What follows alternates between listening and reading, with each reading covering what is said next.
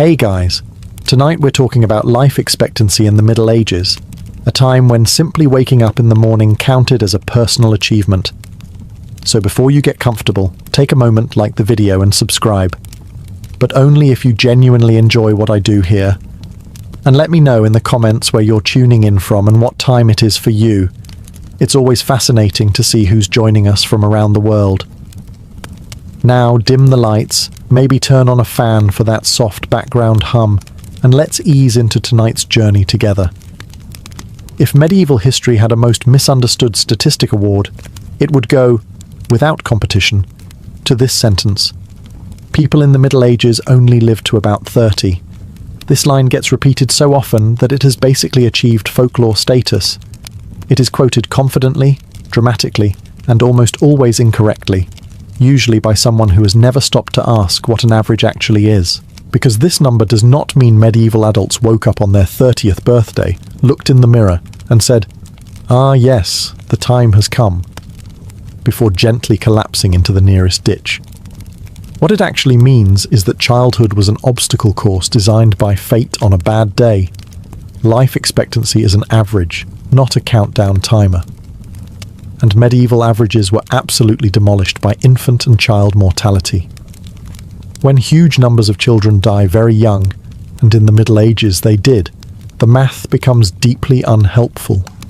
The average sinks, even if the adults who survive go on to live fairly long, stubborn lives. Imagine a village where half the children never reach adulthood. The survivors might live into their 50s or 60s, long enough to complain about their joints, criticize the youth, and insist things were better back in my day.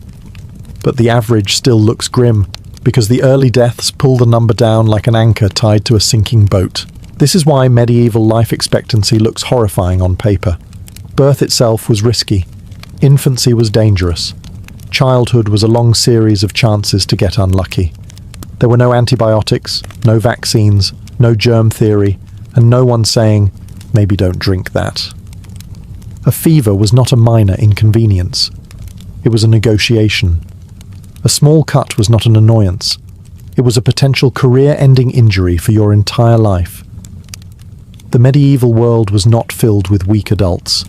It was filled with adults who had already survived the hardest part. Those who made it past childhood were not fragile. They were battle-tested. So that famous number does tell us something important. Just not what people think. It tells us the Middle Ages were not a world of short lives. They were a world where survival was front-loaded, uneven, and deeply unfair. Which, frankly, is a very medieval way to do statistics. If medieval life expectancy was a numbers problem, birth was where the math immediately tried to kill you. Being born in the Middle Ages was not a gentle entrance into the world. It was a high-risk event involving pain, uncertainty, and a complete lack of anyone who actually knew what they were doing. Childbirth was dangerous for everyone involved. Mothers faced labour without anaesthesia, without antiseptics, and without the comforting presence of someone who understood infections. Midwives relied on experience, prayer, and a collection of herbal remedies that ranged from helpful to, "This might make things worse, but we are committed now." There were no hospitals in the modern sense. No emergency surgery, no sterile instruments. If complications arose, the solution was often spiritual encouragement and hoping the situation respected good intentions. And the baby? The baby entered a world that immediately tested its commitment to staying alive. Exposure to cold, poor nutrition, and disease began almost instantly. Even the first few days were critical. Many infants did not survive long enough to be formally named, not because parents did not care, but because naming someone who might not survive the week was emotionally expensive. Birth records from the Middle Ages reflect this harsh reality. Baptisms were sometimes rushed, not out of panic, out of experience. People knew the odds. They lived with them. Mothers who survived childbirth were not automatically safe either. Infection, hemorrhage, and complications could end lives days later, long after the baby had arrived and everyone thought the danger had passed. Survival required luck layered on top of resilience. What makes this especially grim is repetition. Women did not face this risk once. They faced it again and again. Multiple pregnancies were common. Each one was another roll of the dice, another conversation with fate that no one asked to have. And yet, people kept having children, not because they were careless, but because survival depended on it. High mortality required high birth rates. Families adapted, even when adaptation meant living with constant uncertainty. Medieval people did not assume birth meant life. They hoped for it. Carefully, quietly, and with the emotional restraint of people who had learned that optimism needed limits. Birth in the Middle Ages was not the beginning of safety. It was the beginning of a long negotiation. If you survived birth in the Middle Ages, congratulations. You had officially cleared the tutorial. Unfortunately, the real game started immediately afterward, and it was significantly harder. Childhood was not a protected, innocent phase of life. It was the most statistically dangerous period you would ever experience, and it showed absolutely no mercy. Medieval children faced dangers everywhere. Disease was constant. Hygiene existed, but without any understanding of why it mattered. Germs were invisible, mysterious, and apparently very committed to their work. A simple fever could spiral into something fatal, and no one knew when it crossed that line. Doctors did not measure symptoms. They guessed confidently. Accidents were another favourite threat. Children worked early. They played near animals, tools, open fires, rivers, wells, and carts with no safety standards whatsoever. Falling into something was not a rare mishap. It was a common childhood milestone.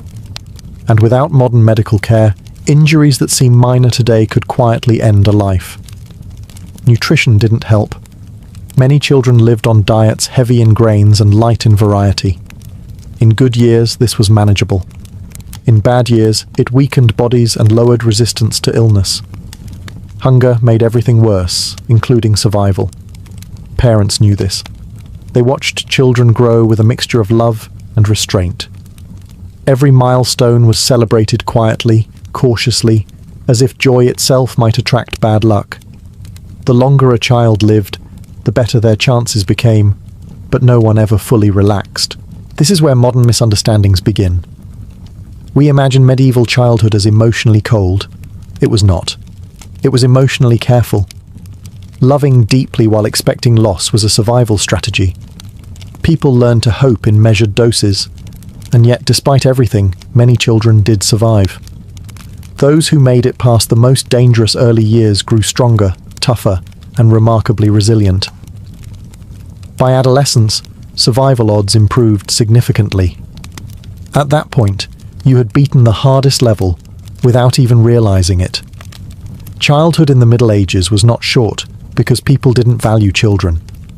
It was short because the world did not care. If you reached adulthood, you didn't just grow up. You earned it. There is a stubborn myth that medieval parents didn't love their children because so many of them died. The logic usually goes like this. If loss was common, attachment must have been weak. This idea sounds neat, emotionally tidy, and completely wrong. Medieval parents loved their children intensely. We know this from letters, wills, prayers, church records, and graves. Parents mourned deeply. They grieved publicly and privately. They wrote about their children. They paid for memorials when they could afford them.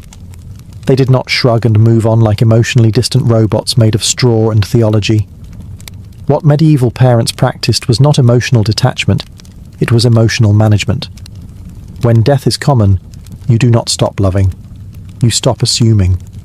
You learn to love while holding back just enough to survive the grief if the worst happens. This wasn't coldness.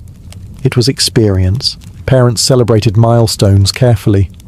A child's first year mattered. Reaching early childhood mattered. Surviving winter mattered. Each stage unlocked a little more relief, a little more hope. Naming ceremonies were sometimes delayed, not because parents were indifferent, but because naming someone who might not survive the month was emotionally expensive. It was grief budgeting. You can see this caution everywhere. Parents prayed obsessively. They used charms. They followed folk remedies. They tried everything available, even when those options ranged from mildly helpful to deeply questionable. This wasn't ignorance. It was desperation mixed with love. And when children died, parents did not respond with stoicism. They responded with mourning that looks painfully familiar to us. Tears, prayers, guilt, anger, and silence appear repeatedly in medieval records. Loss hurt then just as much as it hurts now. The difference was frequency, not feeling. Ironically, this myth exists because medieval parents adapted so well. They functioned despite loss. They continued working, raising families, and living. Modern observers mistake resilience for indifference. But resilience is not the absence of love. It is what love looks like when it has no choice but to continue. Medieval parents loved their children fully, just without the luxury of assuming a happy ending. Here's the plot twist most people never hear. If you survived childhood in the Middle Ages, your life expectancy quietly improved. Dramatically. Not magically. This was still the Middle Ages, but enough to completely reframe that infamous "people only live to 30" line. Once you made it past infancy, early childhood, and adolescence, you had already cleared the most dangerous phase of medieval life. At that point, you were no longer constantly rolling the dice against nature. You were still playing the game, but the odds had stopped being openly hostile. Many medieval adults lived into their 50s. Quite a few reached their 60s. Some even reached their 70s, at which point the village collectively decided you were either blessed, cursed, or secretly immortal. Old age wasn't common, but it absolutely existed, and when it did, it came with authority. Elders were respected, consulted, and occasionally blamed for everything that went wrong, which is still how old age works today. This is where modern misunderstandings really collapse. Medieval society was not a place where everyone died young. It was a place where many died young, and the survivors often lived surprisingly long lives. Life expectancy statistics hide that distinction, flattening complex human experiences into a single misleading number. Once adulthood was reached, people settled into rhythms. They worked, married, raised families, complained about aches, and developed strong opinions about how lazy the younger generation had become. In other words, adulthood looked familiar, just with fewer safety nets and more medieval consequences. This doesn't mean life suddenly became safe. Disease, accidents, and hardship never fully disappeared. But survival stopped being a daily surprise. If you made it to adulthood, you had proven yourself remarkably resilient, even by medieval standards. It's also worth remembering that medieval people did not expect to live forever. They didn't plan for retirement. They planned for continuity, passing knowledge, land, skills, and traditions to the next generation while they could. Surviving childhood didn't guarantee a long life, but it unlocked the possibility of one, and in a world where survival was never promised, that possibility meant everything. Surviving childhood in the Middle Ages did not mean you had beaten disease. It meant disease had agreed to stop sprinting at you, and instead walk calmly behind you for the rest of your life. Illness was not an occasional visitor. It was background noise, always present, always waiting for an opening. Medieval people lived in close quarters with animals, waste, smoke, and each other. Towns smelled the way you would expect when sanitation was more of a suggestion than a system. Clean water was not guaranteed. Food spoiled easily. And no one knew why any of this mattered, which is a crucial detail. Without germ theory, disease made no sense. Illness appeared random and deeply personal. One person survived a fever. Another did not. One family lost several members in a single season. Another emerged untouched and immediately became suspicious to everyone else. Plagues arrived suddenly and left chaos behind. Some were local, some were regional, some rewrote history. Even outside major outbreaks, smaller illnesses chipped away constantly. Respiratory infections, stomach illnesses, parasites, and skin infections were everyday realities. If you were alive, you were fighting something. Medical responses were enthusiastic but misguided. Doctors relied on ancient theories about bodily humours. Treatments included bloodletting, purging, sweating, and strongly worded optimism. Sometimes patients recovered despite the treatment. Sometimes they recovered because they stopped receiving it. Doctors called both outcomes success. What made disease especially dangerous was how quickly it escalated. A mild sickness could turn severe in days. There was no concept of monitoring symptoms over time. If you worsened fast. Families often realized someone was in serious trouble only when it was already too late. Even strong adults were vulnerable. Hard work weakened bodies. Poor nutrition lowered resistance. Cold winters and bad harvests created perfect conditions for illness to spread. Survival required luck layered on top of resilience, layered on top of exhaustion. And yet, people adapted. They learned patterns. They noticed seasons of sickness. They isolated when they could. They prayed, cleaned, rested, and hoped. Hope, it turns out, was a renewable resource. Disease did not define medieval life, but it shaped every expectation. If you lived long, it was not because illness disappeared. It was because it missed you, just enough. If disease was always lurking in the Middle Ages, medicine was always nearby, confidently doing its best. And by best, we mean operating on vibes, tradition, and an impressive amount of self-assurance.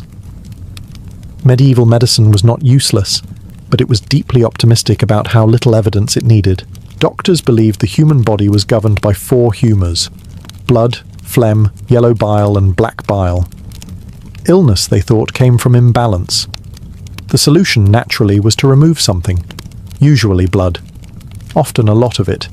If you were already weak, congratulations. You were about to become a teaching moment. Bloodletting was the medieval equivalent of turning something off and on again. Headache? Bloodletting. Fever? Bloodletting. Feeling sad? Probably bloodletting. Sometimes it worked. Sometimes it didn't. Doctors recorded both outcomes as proof that the method was sound. Herbal remedies also played a role. Some were genuinely effective. Willow bark reduced pain. Honey helped wounds. Garlic had antimicrobial properties. Unfortunately, these useful treatments were mixed in with suggestions involving astrology, prayers, and substances that probably should not have been ingested by anyone hoping to live longer. Surgery existed, but it was brave in the way standing in front of a charging bull is brave. No anesthesia, no antiseptics, no understanding of infection. Surgeons relied on speed, strength, and the patient's ability to scream loudly enough to remain conscious. Survival rates varied.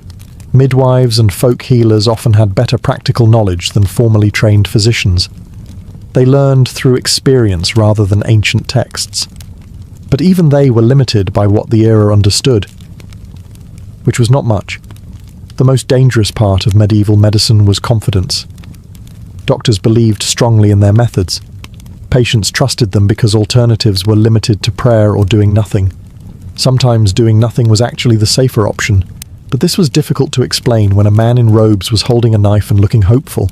And yet, medieval medicine did evolve. Knowledge accumulated slowly. Mistakes were repeated less often. Observations mattered, even when explanations were wrong. Medicine did not save most medieval lives, but it shaped how people understood illness, survival, and hope. In a world without guarantees, even guesswork felt better than silence. In the Middle Ages, what you ate didn't just affect your mood or waistline. It actively negotiated with your life expectancy. Diet was one of the most powerful forces shaping survival, and it worked quietly, slowly, and with absolutely no concern for fairness. For most peasants, food was repetitive and deeply beige. Bread formed the foundation of daily calories, usually dark, coarse, and packed with whatever grains happened to survive that year. Add some porridge, occasional vegetables, maybe a bit of cheese, and congratulations. You were nutritionally sustained enough to keep working, but not enough to thrive. In good years, this diet worked. Bodies adapted, people survived. In bad years, everything unraveled. Failed harvests meant hunger. Hunger meant weakened immune systems. Weakened immune systems meant disease suddenly had an open invitation. Famine rarely killed alone. It arrived with friends. Meat existed, but not regularly for the poor. It appeared on special occasions, holidays, or when something had already died and needed to be dealt with quickly. Protein scarcity didn't immediately kill people, but it quietly shortened lives by making recovery harder and illness more dangerous. Children were especially vulnerable. Growing bodies needed nutrients they didn't always get. Malnutrition slowed development, weakened bones, and left kids less able to fight infections. Many children survived, but survival came at a cost that showed up later in life. Meanwhile, the wealthy ate better.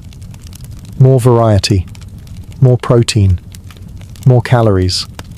Not necessarily healthier food by modern standards, but enough to give their bodies better odds. This didn't make nobles immortal.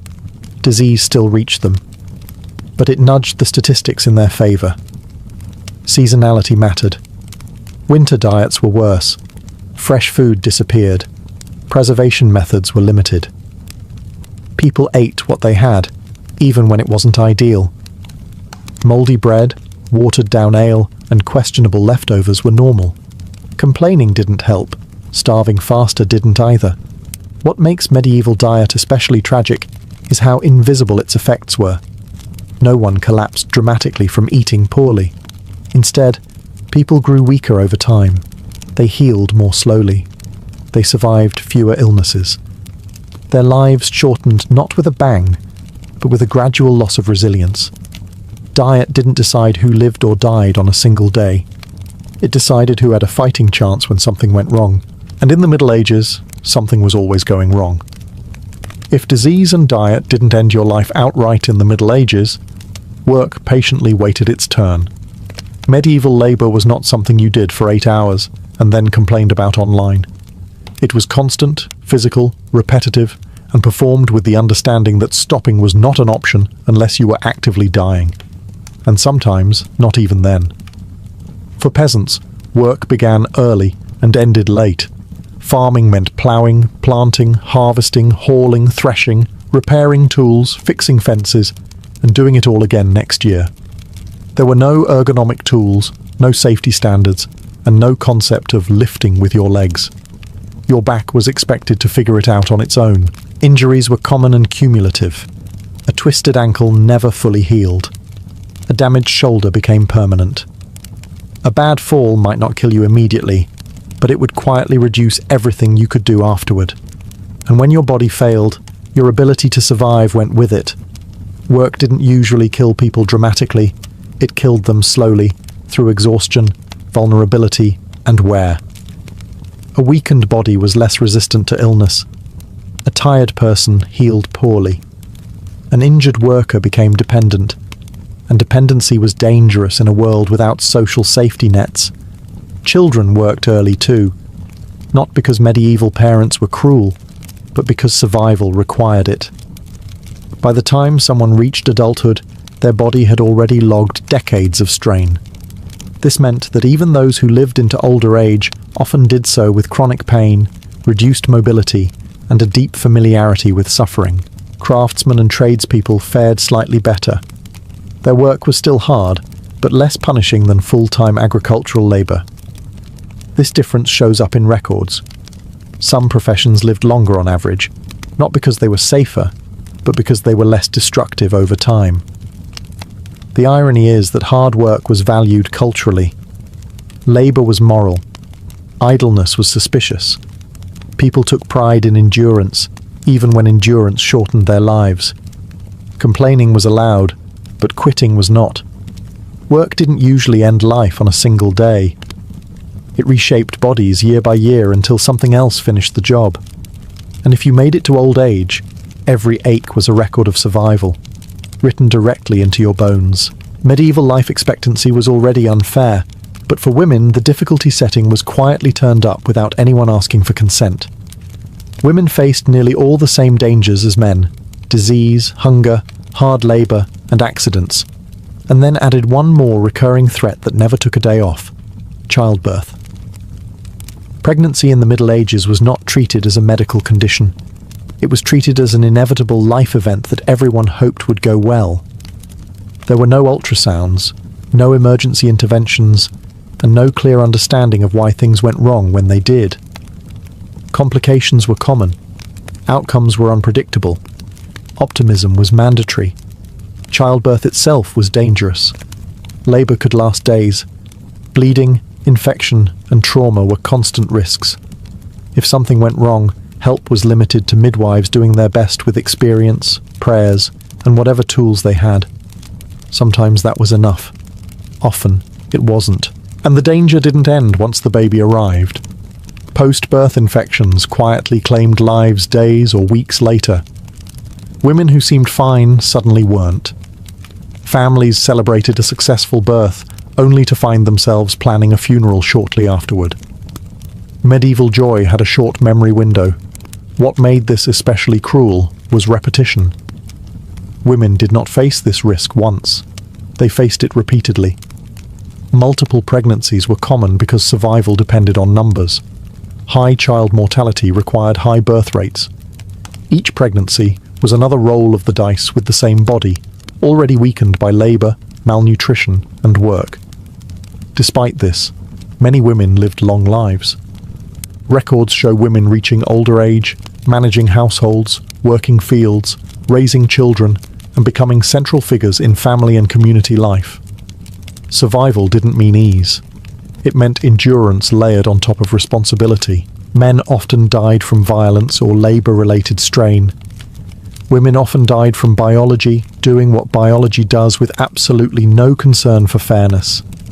Life expectancy numbers reflect this imbalance, even if the stories behind them rarely get told. Being a woman in the Middle Ages did not guarantee a shorter life, but it guaranteed more risk. And every year survived was not just luck. It was quiet resilience in a world that demanded it constantly. Even when disease was quiet and food was available, medieval life carried one more persistent background threat: violence. Not constant battlefield chaos, but the kind of everyday instability that hovered just close enough to matter. War, raids, feuds, and lawlessness didn't dominate every moment of life, but they were always within reach, like a storm cloud everyone pretended not to notice. Most medieval people were not soldiers, but they lived in a world where conflicts flared often and resolved slowly. Armies moved through countryside, not around it. When they did, peasants paid the price. Crops were trampled, livestock disappeared, villages were looted strategically. Survival during wartime had less to do with bravery and more to do with not being noticed. Young men faced the highest risk. They were the ones conscripted, pressed into service, or caught in fighting whether they wanted to be or not. This skewed life expectancy even further. Entire age groups could be thinned out by a single campaign, leaving behind gaps that statistics quietly absorbed. Violence also existed at the local level. Disputes over land, inheritance, or honor could turn deadly. Law enforcement was inconsistent. Justice depended heavily on who you were, where you lived, and whether someone important cared enough to intervene. For many, avoiding conflict was a survival skill on par with farming. Accidents and interpersonal violence blended easily. Taverns, tools, animals, and weapons lived in close proximity. A bad argument combined with alcohol and sharp objects could end a life quickly. These deaths were not constant, but they were common enough to matter. What made violence especially dangerous was how it stacked with everything else. Hunger weakened bodies. Disease reduced recovery. Injury that might be survivable today could be fatal then. A wound was not just trauma. It was an invitation for infection to finish the job. And yet, medieval life was not a non-stop bloodbath. Most people lived ordinary lives most of the time. They worked, celebrated, argued, reconciled, and endured. Violence shaped expectations, not daily routines. Life expectancy suffered not because violence was everywhere, but because when it appeared, it was unforgiving. In the Middle Ages, peace was never permanent. It was something you enjoyed carefully, while it lasted. In the Middle Ages, life expectancy didn't just depend on luck, resilience, or avoiding suspicious fevers. It also depended heavily on something you had absolutely no control over: who you were born to. Social class quietly tilted the odds long before anyone had a chance to make good decisions. Peasants lived closer to danger. Hard labour, poor nutrition, exposure to the elements, and crowded living conditions all worked together to shorten lives.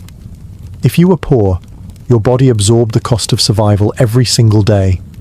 You did not get breaks. You did not get lighter duties when injured. You worked until you could not, and then you worked some more. Nobles lived differently. They ate better. They slept in warmer homes. They worked less physically demanding jobs. They had servants to absorb risk on their behalf. This mattered. Not because nobles were smarter or stronger, but because their bodies were not constantly being worn down by survival itself. This does not mean nobles were safe. Far from it. Disease did not respect titles. Plagues happily swept through castles. Poor medical knowledge affected everyone equally.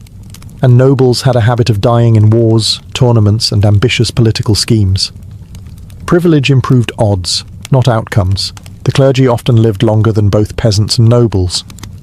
Their lives involved less physical labour, more stable food access, and communal support. Monasteries functioned as early social safety nets. Regular meals, shelter, and care during illness made a measurable difference. It turns out rest and routine are good for survival. Urban life sat somewhere in between. Cities offered opportunity and danger in equal measure. Better access to food and trade competed with overcrowding, waste, and disease. Living in a city could extend your life or shorten it dramatically, depending on timing and luck. Class didn't guarantee survival. It nudged probabilities. A peasant could live long, a noble could die young. But statistically, comfort mattered. Reduced physical strain mattered. Consistent nutrition mattered. Life expectancy in the Middle Ages was not evenly shared. It was distributed according to burden. And the heaviest burdens were carried by those least able to avoid them. One of the strangest modern misconceptions about the Middle Ages is the idea that old people simply did not exist. As if medieval villages were populated entirely by the young, the exhausted, and the recently deceased. In reality, old age absolutely existed. It just didn't distribute itself evenly or politely. If you walked through a medieval village, you would often find elders. Men and women with bent backs, weathered faces, and joints that complained louder than the church bells. These people had survived disease, hunger, war, childbirth, and decades of physical labour. They were not anomalies. They were survivors. What made old age rare was not biology. It was access. Access to food. Access to stability. Access to a body that hadn't been completely destroyed by work or repeated illness. Those who reached old age often did so because they had either been unusually lucky or lived lives that allowed their bodies to endure. Old age came with status. Elders were respected, consulted, and occasionally blamed for everything from bad harvests to improper youth behaviour. They were living memory. They remembered past famines, past wars, and past mistakes, which meant they were either valued for wisdom or ignored for being inconveniently correct. That said, old age was not gentle. There was no retirement, no pensions, no medical support designed to keep you comfortable. Aging meant pain. It meant reduced mobility. It meant dependence on family and community. If that support failed, survival became uncertain very quickly. Interestingly, medieval people did not view old age the way we do. It was not something everyone expected to reach. It was seen as a bonus stage, a blessing. Sometimes even a burden. Living long meant you had outlasted many of your peers, which brought both honour and loneliness. Records show people living into their 60s and 70s, sometimes even beyond. These individuals did not invalidate low life expectancy numbers. They explained them. They showed what was possible when early risks were survived. Old age in the Middle Ages was not rare because people couldn't live long. It was rare because too many never got the chance. And those who did, They carried an entire era on their backs, literally and historically. By this point, it should be clear that medieval life expectancy has been doing a very poor job of explaining medieval lives. The number exists, it is technically accurate, and it is almost always misunderstood in the most confident way possible. Life expectancy is not a promise. It is not a prediction. It is not a countdown clock hovering over your head. It is an average, a mathematical summary of wildly uneven experiences. And in the Middle Ages, those experiences were uneven to the point of absurdity. When half of all children die young, averages collapse. They get dragged downward by tragedy long before adulthood even has a chance to participate. The result is a number that sounds shocking, but explains very little unless you understand what shaped it. Modern readers often hear low life expectancy and imagine a society where everyone lived short, miserable lives. That image feels neat and dramatic. It is also wrong. Medieval people did not move through life expecting to die at a certain age. They expected uncertainty. They expected risk. They expected that survival was something you earned year by year, not something guaranteed by default. This difference matters. People planned their lives differently. They did not think in decades ahead.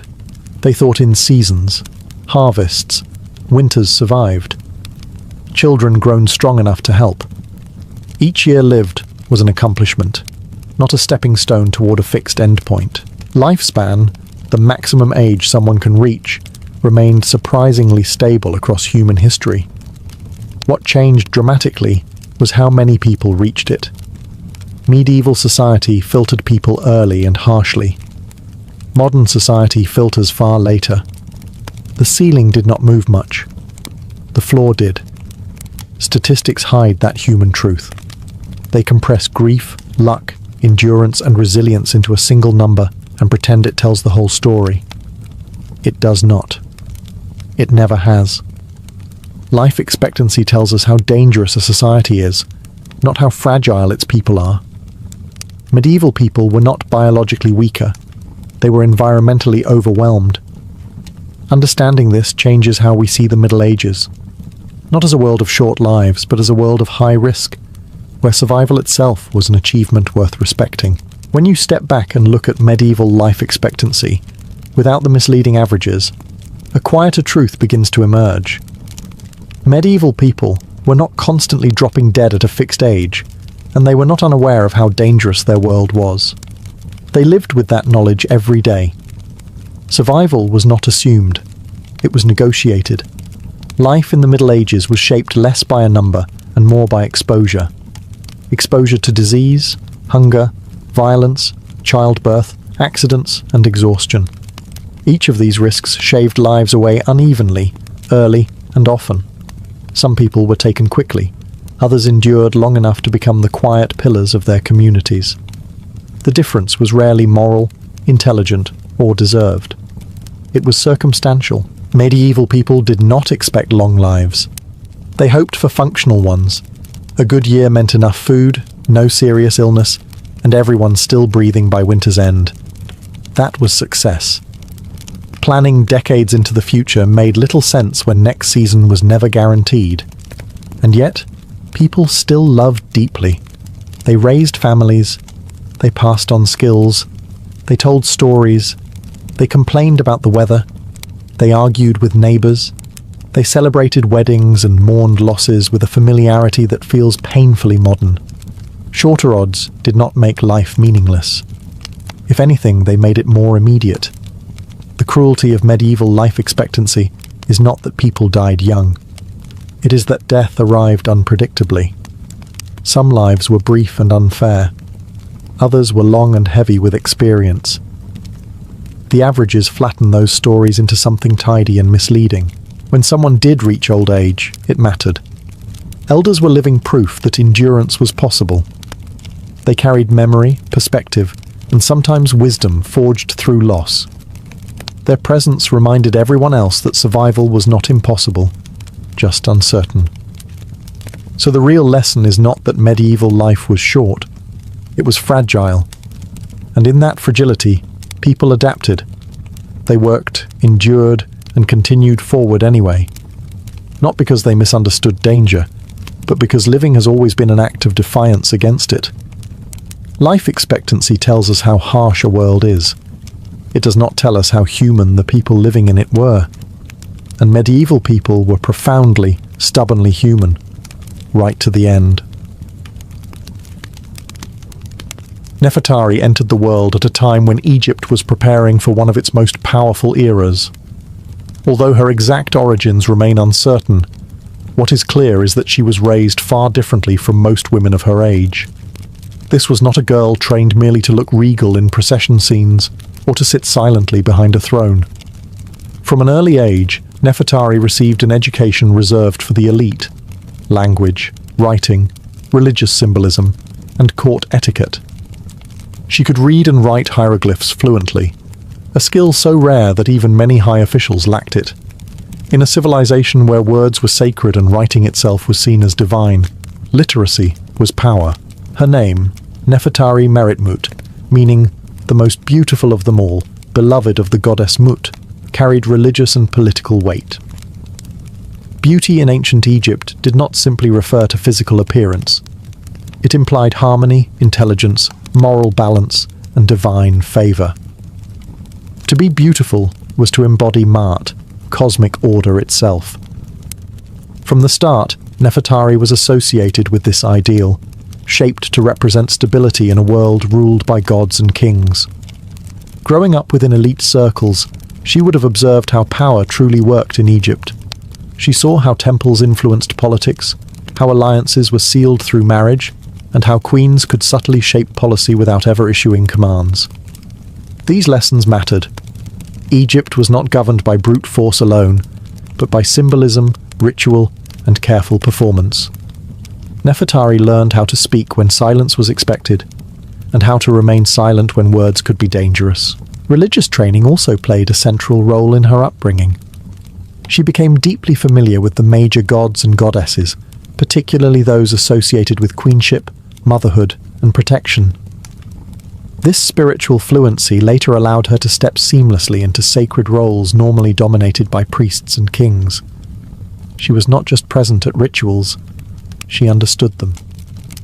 By the time Nefertari entered the royal household, she was already more than a potential wife. She was prepared to become a living symbol of Egypt itself, educated, composed, and aware of her value. In a court where appearances masked rivalries and ambition, Nefertari stood out not because she demanded attention, but because she commanded it naturally. Long before she became great royal wife, her life was already pointing towards something exceptional. When Nefertari married Ramses, she did not simply become a queen, she became the wife of a living god. In ancient Egypt, the pharaoh was not viewed as a symbolic ruler or divinely favored king. He was divine himself, the earthly embodiment of Horus and the chosen son of Ra. To stand beside such a figure required more than beauty or noble birth. It required absolute mastery of image, ritual, and restraint. Nefertari proved equal to the role almost immediately. Ramses was still young when they married, ambitious and determined to eclipse every ruler who came before him. From the very beginning of his reign, he understood the power of spectacle, and Nefertari became central to that vision. She was not hidden in the background like many royal wives. Instead, she appeared prominently in inscriptions, reliefs, and temple scenes, often depicted at the same scale as the king himself. A rare and deliberate choice. In Egyptian art, size equaled importance. Nefertari's prominence sent a clear message. This queen mattered. Their marriage was also political. Egypt was entering a period of intense international rivalry, especially with the Hittite Empire. Stability at home mattered as much as military strength abroad. Nefertari projected calm authority, reinforcing Ramses' legitimacy and presenting the royal household as harmonious and divinely sanctioned. Together, they embodied Maat, order, balance, and continuity, the very principles that kept the universe from collapsing into chaos.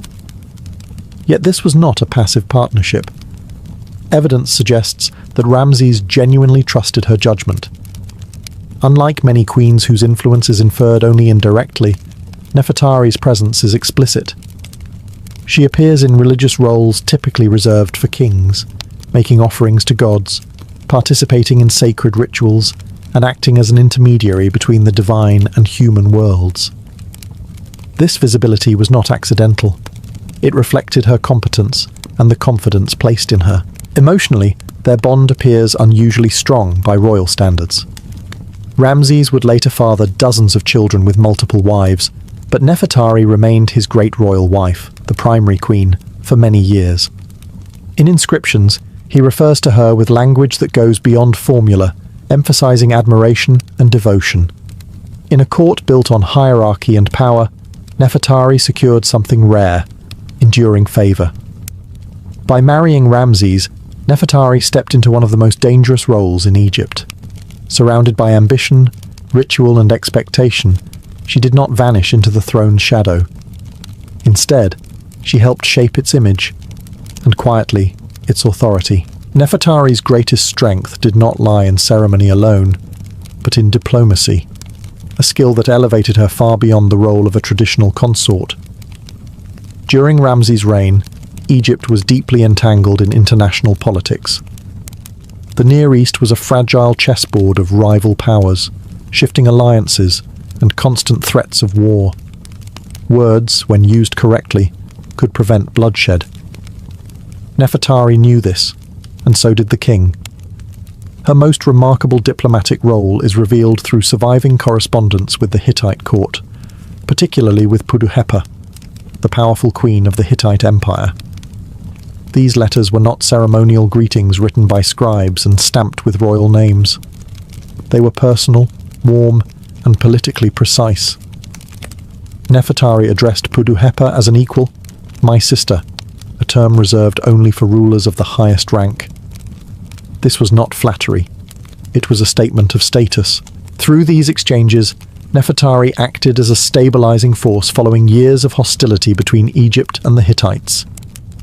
After decades of conflict, including the famous Battle of Kadesh, peace was fragile. Treaties could be signed by kings, but trust was built through relationships.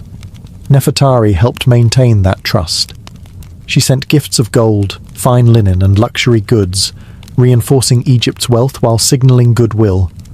Each gesture carried meaning. Each word was carefully chosen. What makes this extraordinary is that she operated in a political space dominated almost entirely by men. While male diplomats negotiated borders and armies, Nefertari worked through softer but no less powerful channels: kinship language, religious symbolism, and mutual respect. She understood that diplomacy was not just about dominance, but perception. If peace appeared honorable, it was more likely to last. Her literacy gave her a decisive advantage. She could read foreign correspondence herself, understand nuance, and respond without relying entirely on intermediaries. This direct engagement made her an asset Ramses could trust in sensitive matters. It also made her visible beyond Egypt's borders, enhancing her reputation across the ancient world. In these letters, Nefertari is not passive, submissive, or ornamental. She is confident, articulate, and deliberate, a queen fully aware of her influence. Through diplomacy, rather than decree, she helped secure stability for an empire at its height. While armies guarded Egypt's borders, Nefertari guarded its peace, quietly, effectively, and with remarkable intelligence. In ancient Egypt, queenship was not only political, it was sacred. Nefertari's authority flowed as much from religion as from marriage, and she understood this better than most. The queen was expected to embody divine femininity on earth, acting as a living bridge between gods and mortals. Nefertari did not merely play this role, she inhabited it fully. She was closely associated with Isis, the divine wife, mother, and protector of kingship. Isis was not a passive goddess. She was a strategist, a magician, and a restorer of order. By aligning Nefertari with Isis in temple reliefs and inscriptions, the royal court was making a powerful statement. This queen was not just supportive, she was essential. Just as Isis restored Osiris and protected Horus, Nefertari symbolically protected Ramses and the future of Egypt. Nefertari frequently appeared performing religious rituals usually reserved for pharaohs. She made offerings to major deities, participated in temple ceremonies, and was shown engaging directly with the gods rather than standing behind her husband. These depictions were deliberate. Religion in Egypt was not personal belief alone, it was statecraft. A queen who could operate confidently within sacred space enhanced the legitimacy of the entire dynasty. Her role as God's wife and Lady of the Two Lands carried practical power. Temples were economic engines, controlling land, labor, and wealth. By participating in temple life, Nefertari indirectly influenced resources and religious networks across Egypt. Priests did not see her as ornamental. They saw her as divinely sanctioned. This sacred authority also shaped how she was perceived by the population. Common people might never see the queen in person, but they saw her image carved into stone, painted on walls, and invoked in prayers. Nefertari became familiar, reassuring, and powerful, a maternal presence within a vast and often intimidating empire. Importantly, religious power outlasted physical presence. Even as years passed and other wives entered Ramses's household, Nefertari's divine associations remained intact. Sacred imagery does not fade easily. By anchoring herself so deeply within Egypt's religious worldview, she ensured that her authority could not be easily replaced. Nefertari's strength, then, was not loud or aggressive. It was ritualized, symbolic, and enduring. Through religion, she transformed queenship into something timeless, not just the wife of a king, but a necessary component of cosmic order itself. As years passed, Nefertari's position at court remained extraordinary, but time was never neutral in the household of Ramses II.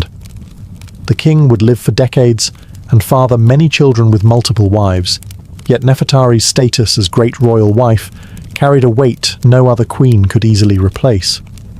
Her influence was not based on novelty or youth, but on trust built over years of shared rule, ritual, and responsibility. Royal inscriptions reveal something rare in ancient kingship: affection that appears personal rather than formulaic. Ramses spoke of Nefertari with admiration, emphasizing her wisdom and grace, not merely her beauty. This mattered. In a system where queens could be politically sidelined once they lost favor, Nefertari remained central long after the early years of the reign. Her authority did not depend on constant visibility, but on the foundation she had already secured. Motherhood strengthened this position further. Nefertari bore several of Ramses' children, including princes and princesses who played roles in court and religious life. Through them, her influence extended into the next generation. In Egypt, legacy was everything. To be remembered through one's children was to achieve a form of immortality long before death. Yet even a favoured queen could not escape the realities of time. As Nefertari aged, her appearances in official records gradually became less frequent. This was not erasure, but transition.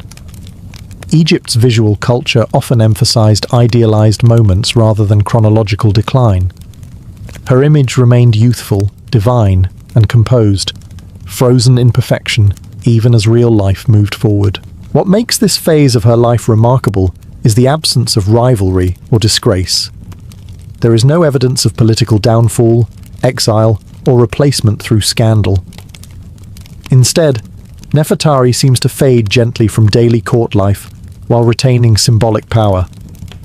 That alone suggests careful planning and deep respect.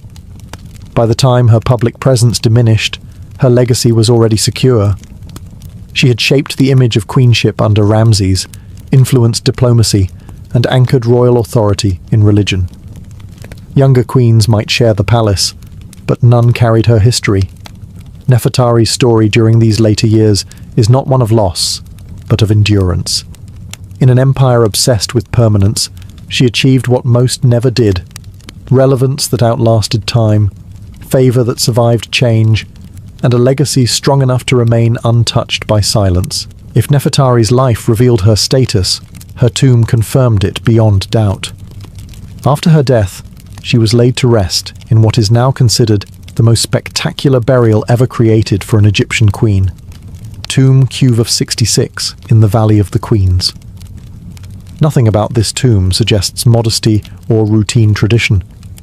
Every wall, every colour, every figure proclaims that this woman was extraordinary.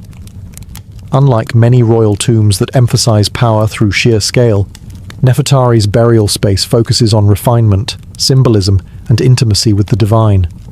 The walls are covered in vivid paintings so well preserved that they appear almost modern. Deep blues, glowing reds, and luminous golds surround the queen as she journeys through the afterlife. She is shown not as a passive soul awaiting judgment, but as an active participant, speaking to gods, receiving guidance, and moving confidently toward eternity. What stands out most is how she is portrayed. Nefertari appears calm, dignified, and radiant, dressed in fine white linen, crowned with symbols of divine favor. The gods treat her as an equal, not a servant. This is a crucial detail. In Egyptian belief, how one was depicted in death reflected how one was expected to exist forever.